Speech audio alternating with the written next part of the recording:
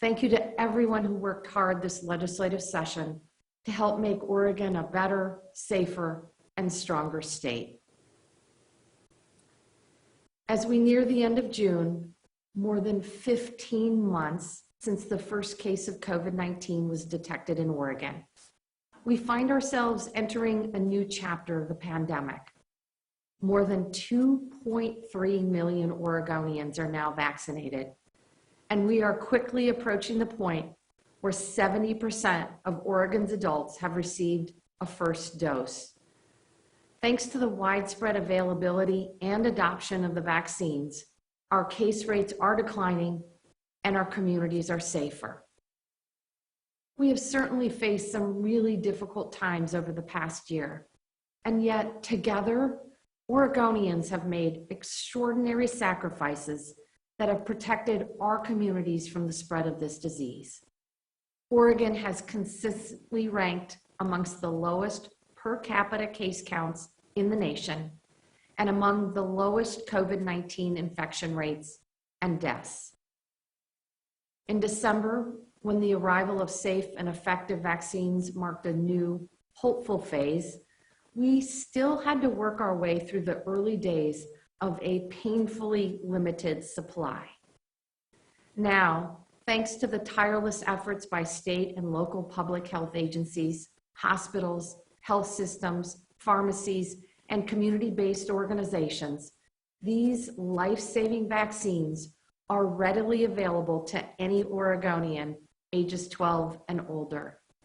Just this past Monday, I saw a young man who had just turned 12 the day before excitedly line up at a community clinic to get his first dose.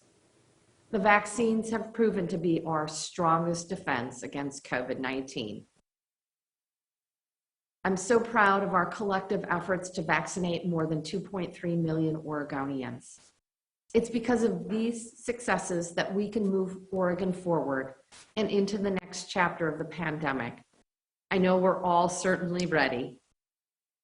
To give Oregonians certainty as we prepare to transition into this next phase, when Oregon reaches 70% of adults vaccinated, or by Wednesday, June 30th, whichever comes first, we will lift the safety protocols we have relied on and reopen our economy. As I have detailed before, that means no more statewide mask mandates in most settings, no required capacity limits, and no required physical distancing. It means effectively, Oregon is 100% open for business. This is a pivotal moment for Oregon. We must also recognize that it has been exceptionally difficult for our Black, Indigenous, Latinx, Asian and Pacific Islanders, and tribal communities. Disparities that existed before are even wider now. I am incredibly grateful of the work that our local health partners and community-based organizations have done to reach Oregonians from communities of color to make progress closing the equity gaps in our vaccination efforts. Unfortunately, COVID-19 is likely to be present in our lives for months and possibly years to come. The lasting impacts of the hardships Oregonians have borne during the pandemic will be with us even for longer. While we certainly see encouraging signs, communities and economies do not recover overnight. As we transition to recovery, we must do everything we can to ensure we are equipped with the ability to remain nimble and resilient. We must be prepared to respond to the emerging needs of our workers, our businesses, and our economy. Today, I will be signing an executive order that will lift Oregon's risk level framework and all remaining COVID-19 health and safety restrictions that have been issued under Oregon's emergency statutes, effective when we hit 70% or June 30th, whichever comes first. Similar to the emergency order that I issued last fall to support recovery from the Labor Day wildfires, this EO will continue the emergency declaration for the limited purpose of supporting the state's recovery from the ongoing COVID-19 pandemic. This action will give Oregon the flexibility and access to resources needed to aid in our recovery efforts.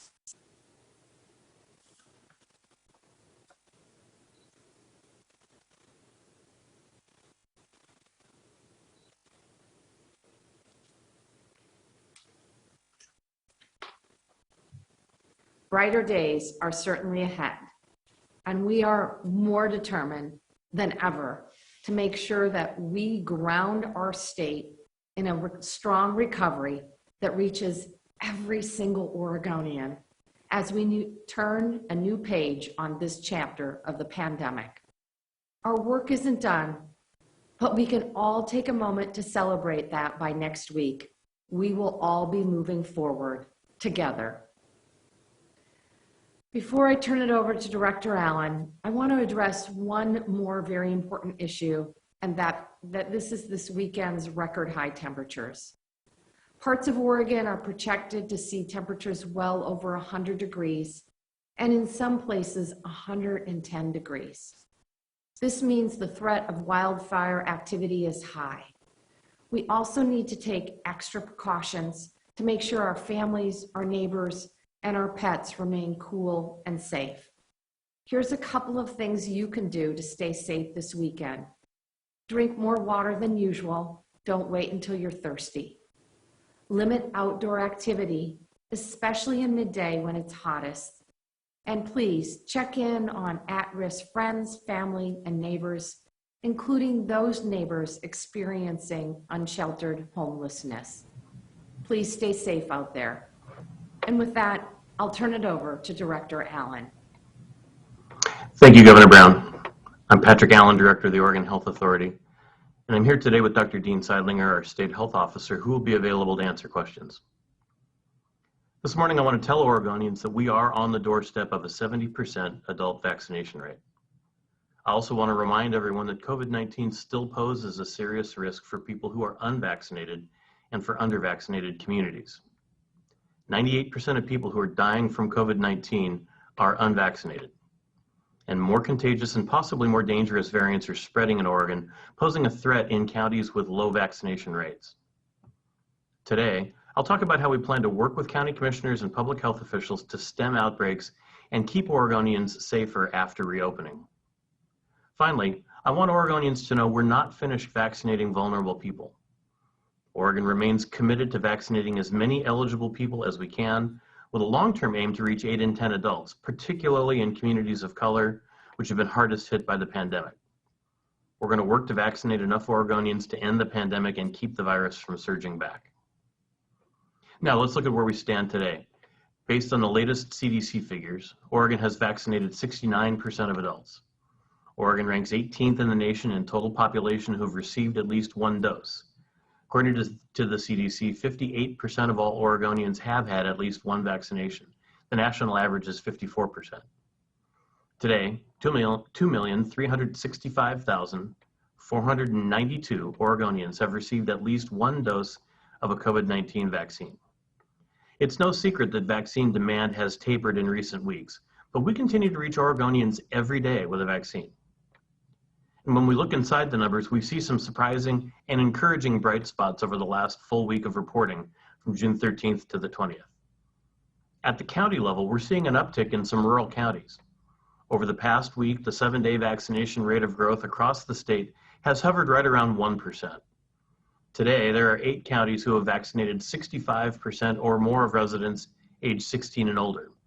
That's Benton, Clackamas, Deschutes, Hood River, Lane, Lincoln, Multnomah, and Washington counties. However, the rate of growth in those counties has slowed. All these counties are at less than 1% growth. In contrast, 14 counties have vaccinated fewer than 50% of their residents who are 16 or older. However, Crook, Gillum, and Umatilla counties all grew between 1.4 and 1.8% last week, faster than the statewide average. And in counties that have vaccinated more than 50% of their residents who are 16 or older, Clatsop, Jefferson, Marion, Sherman, and Wasco all saw growth rates of 1.3 to 1.8% last week, again faster than the statewide average.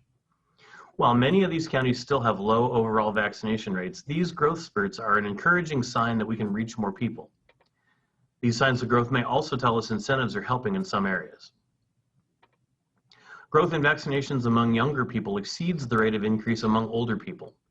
Growth among Oregonians who are between 12 to 15, 16 to 19, and 20 to 29 years old all increased between 1.5% and 4.5% over the past week, which outpaced the statewide average and the growth rate among older adults. In contrast, no age group among people 50 and older grew by more than 0.5 percentage point last week. However, Oregon is at 73% or above for people who are 60 and older. When we look at race and ethnicity, our overall statewide growth in vaccinations is being carried by people in communities of color. Over the last week, vaccination growth among people of color continued to outperform whites. Vaccination rates among Blacks, American Indians and Alaska Natives, and the Hispanic Latinx community all grew by 1.4 to 1.6%, exceeding the statewide growth rate and at least doubling the rate of growth among whites, who grew at just 0.7%. We couldn't have made this progress without the central role community-based nonprofits have played in organizing events and reaching out to the communities they serve. OHA has received requests to help support vaccination clinics from more than 90 nonprofits in Oregon. Here are some examples of the events we've organized. The Oregon Marshallese Community Association and the Woodburn Ambulance Service held a vaccination clinic at an annual OMCA softball game, held to celebrate Marshallese Constitution Day at the South Salem Friends Church. The Latino Community Association has held several vaccination events in Crook, Deschutes, and Jefferson counties, including an event 2 weeks ago in Harwood Park in Prineville, co-hosted by Crook County, the Crook County Public Health Department, and Oregon Child Development Coalition. The event featured a live DJ, food, and a healthy serving of the Johnson & Johnson vaccine. Seed of Faith Ministries recently partnered with the Urban League of Portland and Salem for Refugees to host a vaccination clinic in Salem. At this event, Rite Aid and JD Health and Wellness provided vaccinators, as well as all 3 authorized vaccines. The houseless community received rides to the event, and the organizers provided a barbecue, music, and health resources. Other events have offered free haircuts as well. Utopia PDX, in partnership with the Q Center, has been hosting vaccination events to celebrate Pride Month. To celebrate Juneteenth, they held a clinic focused on Black, lesbian, gay, queer, trans, non-binary youth and their parents. Oregon's rising vaccination rate is driving COVID-19 out of many homes, workplaces, nursing homes, schools, and daycare centers and hospitals. But as Oregon reaches the verge of reopening, we can't forget the pandemic isn't over among people who aren't vaccinated. The vaccines have proven themselves. They are safe and effective. The latest Oregon data shows that more than 9 in 10 COVID-19 cases and hospitalizations occur among people who aren't vaccinated at all or who aren't fully vaccinated. Nearly every person who died of COVID-19 in the past month was unvaccinated. Yet today, 7 counties need to vaccinate more than 10,000 people just to achieve a 65% vaccination rate among people 16 and older. Low vaccination rates in local communities are dry tinder for new COVID-19 outbreaks to emerge and new variants to evolve. So how will Oregon manage these risks after June 30th once the current statewide protections expire?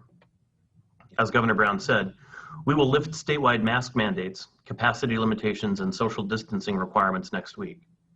Before vaccines arrived and during the early days of the vaccine rollout, these protections were the only tools we had to slow the spread of the disease, and they worked. If Oregon had suffered the same death rate as the nation, 4,000 or more Oregonians than we've already lost would have died. Now, with an adult vaccination rate of nearly 70%, we can pull back the statewide protections for the virus forced on us and shift responsibility for managing COVID-19 to the local level. Going forward, it'll be up to county commissioners, who act as local health boards, and local public health officials to intervene to slow the spread of COVID-19 in their communities. They'll be responsible for conducting case investigations and contact tracing, ongoing vaccination efforts at the local level, and implementing other needed interventions, such as social distancing protections, or any additional mask requirements. At OHA, our role will be to collect and report data, provide epidemiological analysis and support to local health officials, provide backup case investigations and contact tracing support, continue to assure adequate COVID-19 testing is available to Oregonians, monitor the emergence of variants, and continue to allocate vaccine supplies and support vaccination efforts, especially as we work to meet our goal to vaccinate 8 in 10 people in communities of color by the end of August. This change is in line with the way our public health system operates in normal times, outside a global, national, and statewide health emergency. When there's an outbreak of meningitis, measles, or other communicable diseases, local health authorities take the lead. OHA's role is to provide support and fill the gaps, such as state public health lab testing, cross-county coordination, and other roles. Some local officials have been very vocal in asking for this authority earlier in the pandemic, but that didn't make sense when we had higher rates of COVID-19 all across the state and high rates of hospitalizations combined with lower rates of vaccination. For the past 16 months, we've needed an altogether pandemic response to confront a new and deadly threat. But now, with infections down statewide and vaccinations up, we can shift from a statewide posture to a footing that looks different in each community depending on their local risks. Don't get me wrong, this is not a go it alone moment, even if some people may want their local leaders to pretend the pandemic is over. Many unvaccinated people in Oregon remain highly vulnerable to COVID-19, especially as new variants that are more contagious and cause more severe disease are spreading in Oregon. Hospitalization rates remain high among Black Oregonians. COVID hasn't gone away. We still need an all-together attitude. In keeping with that spirit and with the way the public health system is designed to function, OHA will continue to help local health officials take appropriate action to save lives. But local officials will be responsible for making those decisions and responding to the consequences in their communities. Which brings me to my most important message. We're not finished vaccinating Oregonians. A 70% vaccination rate among adults is a major accomplishment. As Dr. Seidlinger has shown, our rising vaccination rate corresponds to a decline in COVID-19 cases, hospitalizations, and deaths. It's made a safer state reopening possible. I want to say thank you to every Oregonian who's been vaccinated and everyone who's worked hard to vaccinate Oregonians. But we can't stop there. Too many people do remain at risk. We've made a commitment to leaders representing communities of color. We will vaccinate 80% of adults from tribes, from the Black, Latino, Latina, Native Hawaiian, Pacific Islander, and Asian communities. We're working hard to honor that pledge. We've also committed to forging on past 70% for all adults and work toward reaching as much as 80% of all adults before we're through. We want to vaccinate enough Oregonians of all eligible ages to achieve the critical mass of immunizations that's necessary to truly bring this pandemic to a close.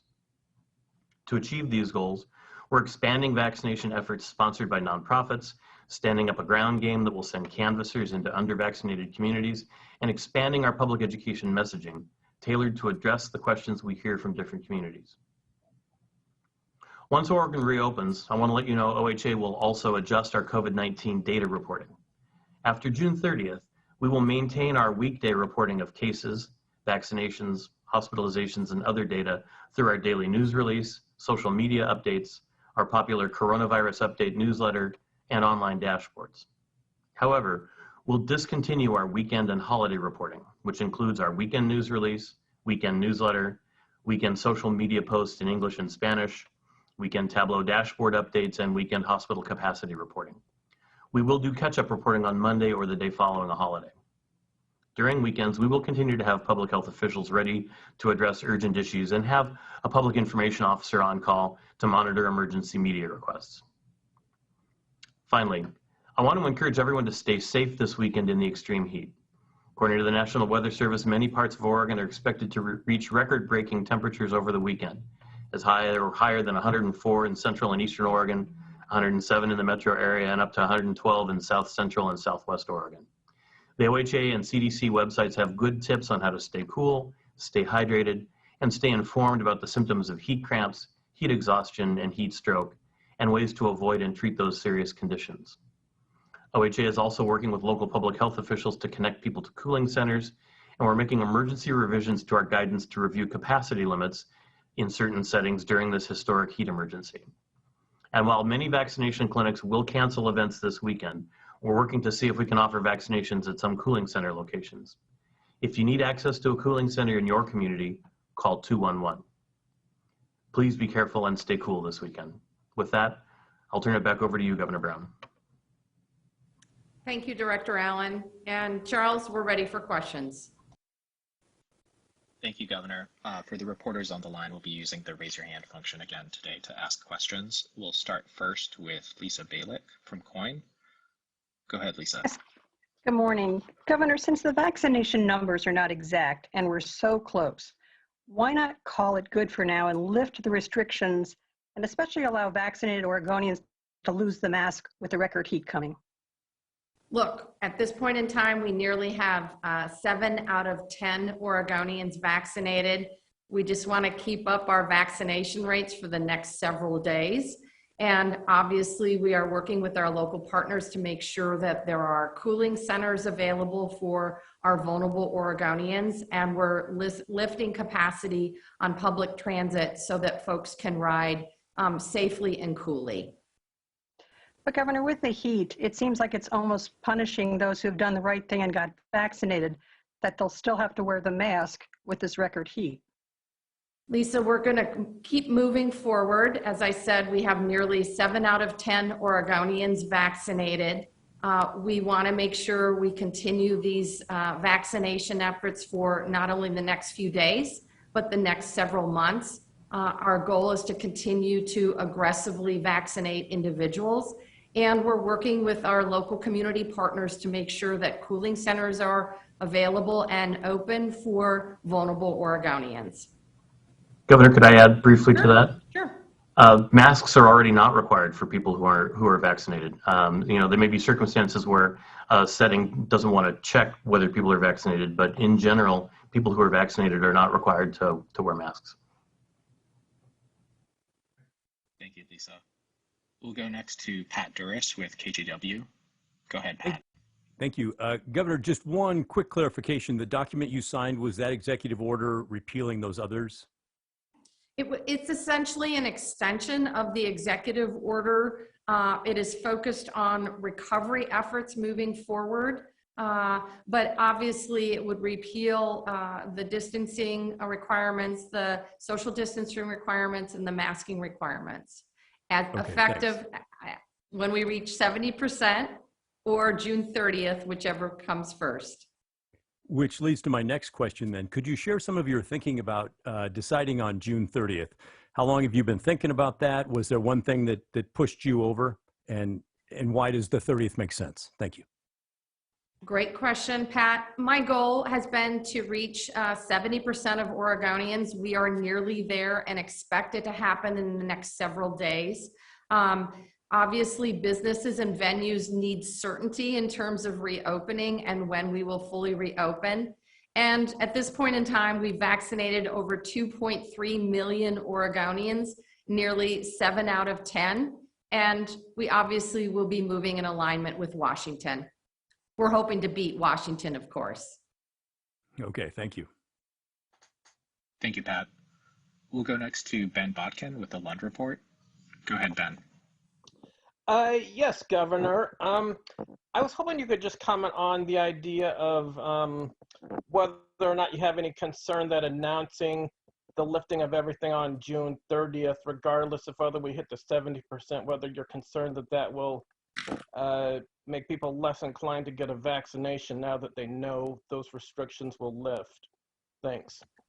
So as we mentioned, as both Director Allen and I mentioned, we are going to continue our vaccination efforts, partnering with our local public health partners and our community-based organizations. And I am absolutely committed to making sure that as many Oregonians as possible, ages 12 and over, receive the vaccine. We know the vaccine is the most effective tool that we have to combat COVID-19.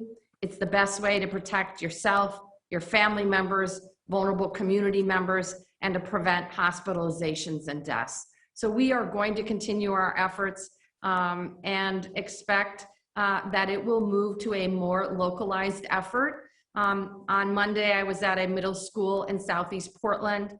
I know in talking to both parents and young people there, that they were there because a trusted community partner encouraged them to go get vaccinated. I also talked to other folks. Dr. Don Spite from OHSU was literally outdoor knocking. So this will be more of a one-on-one effort, an effort in collaboration with our trusted partners at the local community level. And we're going to keep it up because we know this will keep our most vulnerable communities safe, and we know it will help prevent the transmission of the virus. Director Allen, would you like to add any additional information? Just that I think the growth rates that we're seeing in communities of color are especially encouraging, that there are still people who need access and information and encouragement from trusted partners, as the governor alluded to get vaccinated. And that's really who we're going to be focusing on. And that's who already is driving the growth in vaccinations in Oregon. And so I don't think a change in status on the 30th will damp that, but it's hard work, and we need to all work together to continue to get folks vaccinated. Thank you, Ben. We'll go next to Fedor Zarkin with the Oregonian. Go ahead, Hello. Fedor. Hi, this is a question for Pat. So with the reopening of the state, how much do you expect cases and deaths to grow, and over what timeline? And depending on how much cases climb, will you consider reinstating statewide restrictions? Well, I think the point of targeting a 70% vaccination rate amongst adults was to, when combined with people who are immune through exposure, to get to a high enough level to have a meaningful impact on driving down numbers of cases and the rates of hospitalizations and deaths. That's not the same thing as herd immunity, but it's good progress to help reduce the impacts of the pandemic, the virus. And certainly we're at that stage, and you can see that reflected in our case counts and our dropping hospitalization rates and our dropping fatality rates. I do think what will happen going forward is there will be variations across the state in different communities based on rates of vaccination in those communities. And that's really what I was getting at with the discussion about how it will really now be local government that will be in the lead to respond to those variations and those circumstances and identify steps that need to be taken.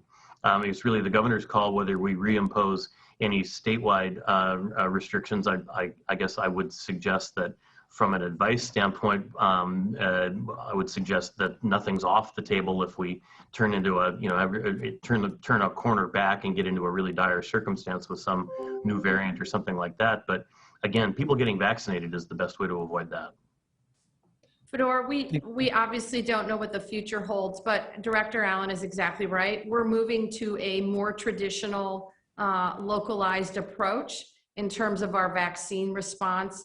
And hopefully, given our really proactive vaccine efforts and Oregonians' willingness to take the shot, we will be able to keep it that way. Thank you. If I can ask just a quick follow-up. So as you said, we don't know exactly how things will play out. So is there a benchmark at which the state might, come in again and say, okay, we've got to take over again? Is there like a threshold? Again, our focus will be to move this to a more traditional localized public health approach where local public health authorities will be working with local public officials to keep community members safe and healthy.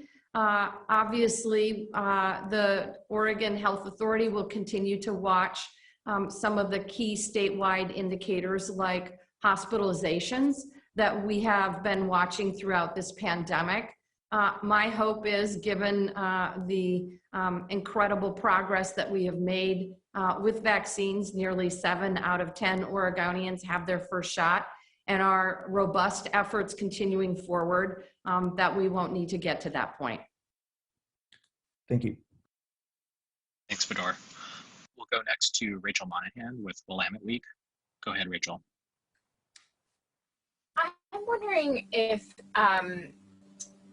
you could go over again, this is sort of a revisiting of Lisa's question, the first question, but from a slightly different angle. If you're going to open the state no matter what, why did you elect not to just go ahead today, given that there are extraordinary temperatures expected in some parts of the state, and obviously, you know, venues like movie theaters, grocery stores, all of those places are cold and could serve people who don't have air conditioning at home, like many Oregonians do not. Rachel, as I mentioned with Lisa, we are opening up capacity on public transit for our vulnerable populations and working with our local partners to make sure that cooling centers are open. As Director Allen mentioned, if you're vaccinated, in most places you are not required to wear a mask. And we're going to continue to aggressively vaccinate in order to reach our goals over the next few days. Director Allen, would you like to pop in here? Yeah, I would just say that we're looking at a variety of different kinds of capacity limitations to see in direct response to heat if there are settings that we can make changes to provide more opportunities for people to be able to stay cool. And when will you be announcing those, or when will the public know about those, or the Later. stores? Later. Yeah, later today. Thank you, Rachel. We'll go next to Julia Silverman with Portland Monthly. Go ahead, Julia. Thanks so much for taking my question. I know that the Ready Schools Safe Learner guidelines aren't going to be issued for a few more weeks, but I'm wondering if you could address what this means for childcare, summer camps, and also as much as possible for K-12 education. Thank you. Thank you, Julia. The Department of Education is working closely with the Oregon Health Authority to update our guidelines. We're also obviously waiting information from our federal partners. And with that, I'll turn it over to Dr. Dean Seidlinger and Director Gill. Thank you, Governor Brown. I'll start with revision of guidelines. I'll let Director Gill talk a little bit more about Ready Schools Safe Learners, but across our school guidance, our childcare guidance, and our guidance for camps, we'll be issuing new guidance that will support these moves as we move towards an advisory piece that puts local control. We will follow CDC recommendations and recommend safety measures in place, including masking and physical distancing in locations where people are not vaccinated, but reduce the requirements, eliminate the requirements that are currently existing in the framework that guides all businesses in all locations and how they implement this framework. Certainly, we know that with younger children, those under 12, they're not yet eligible for vaccines, so that removes a layer of protection. So camps and childcare will implement other levels of protection based on community spread and level of vaccination in their community. These locations will have to have a communicable disease plan so they know what to do if someone with COVID comes to the location, how to contact public health so that they can exclude those people and limit spread in the facilities. We're really working towards a level where these recommendations are implemented based on the spread in the community, the vaccinated population in the community. I'll turn to Director Gill if he wants to go into a little more detail about our Ready Schools Safe Learners framework. Yeah, thank you, Dr. Seidlinger. What I would say is Governor Brown has been sharing for the past few weeks, and the department has reiterated that we plan to return to full-time in-person instruction every school day next year. And in order to get there, we have created Ready Schools Safe Learners Resiliency Framework that will be released later today. It also becomes effective June 30th, so it can impact the decisions that local communities and school districts make around summer school and the health and safety protocols that they implement during summer school.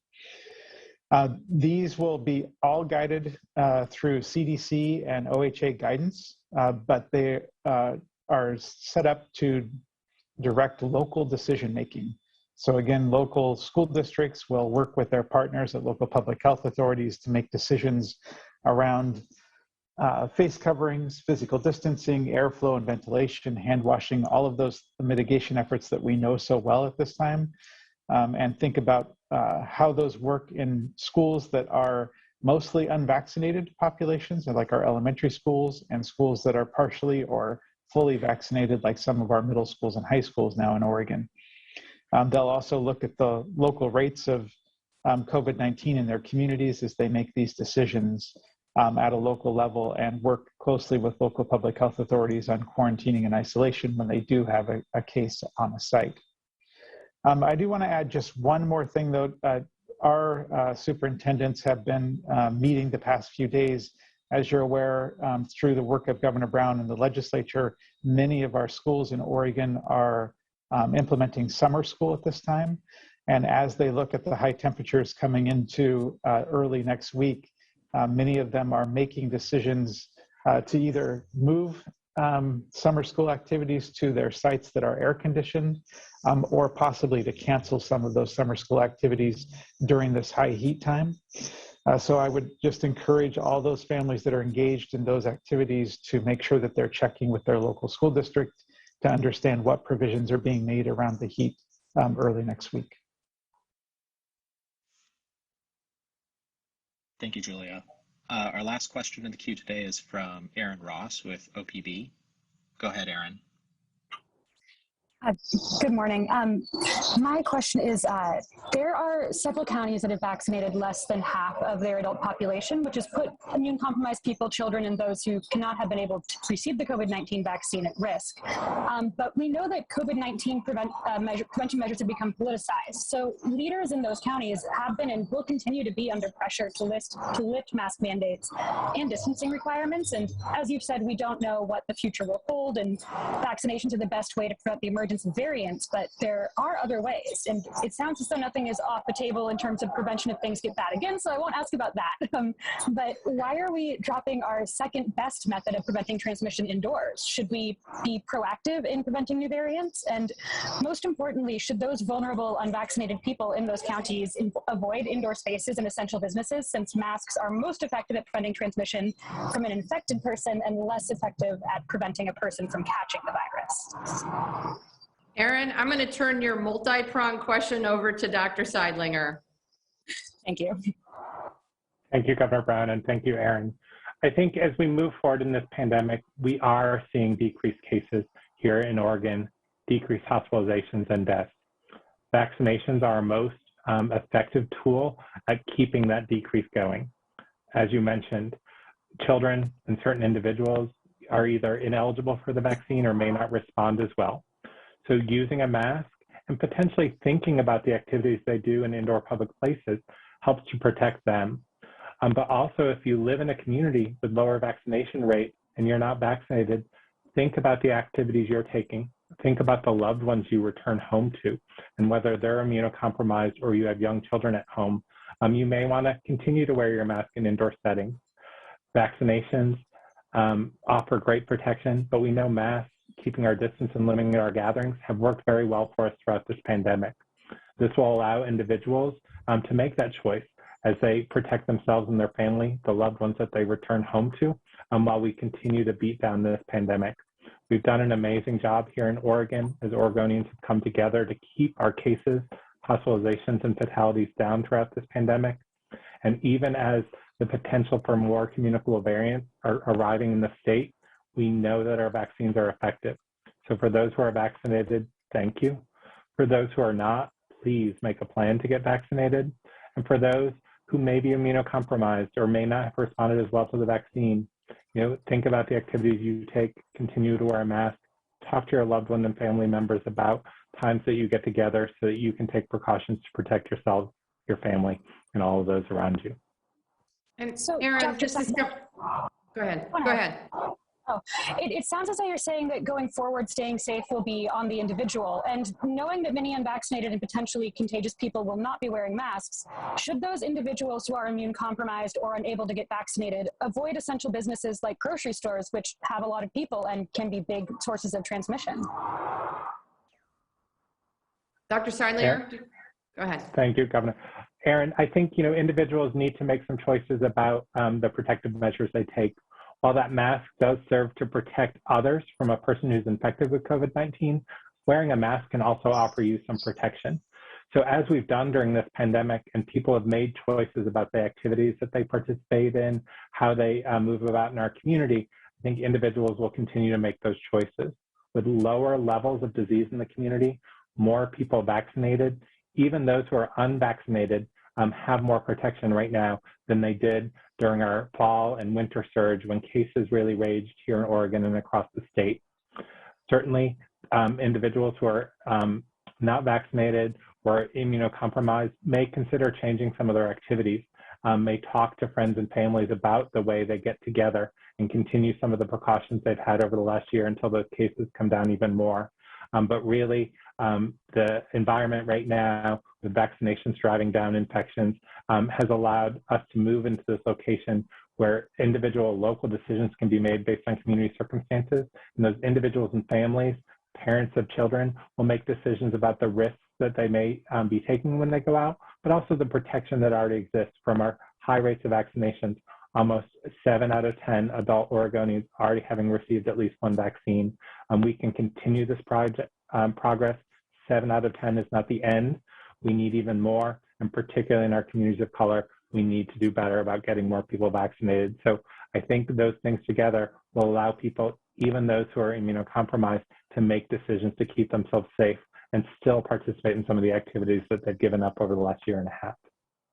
And Aaron, this is Governor Brown. I just wanted to add that we will continue to follow federal guidelines regarding masking requirements. So for example, federal agencies are now requiring masks on public transit, as well as in healthcare settings, certain healthcare settings. So we will continue to follow those guidelines as well moving forward.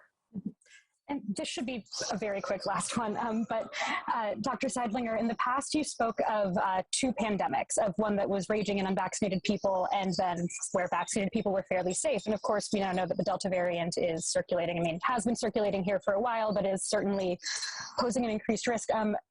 Are we still seeing that 2 pandemics? Do we know what sort of transmission rates we're seeing in unvaccinated people right now? Thank you for that question. I think the indications we have is that pandemic continues. We'll release a new breakthrough vaccine report next week based on June data, but the data from March through May is very clear.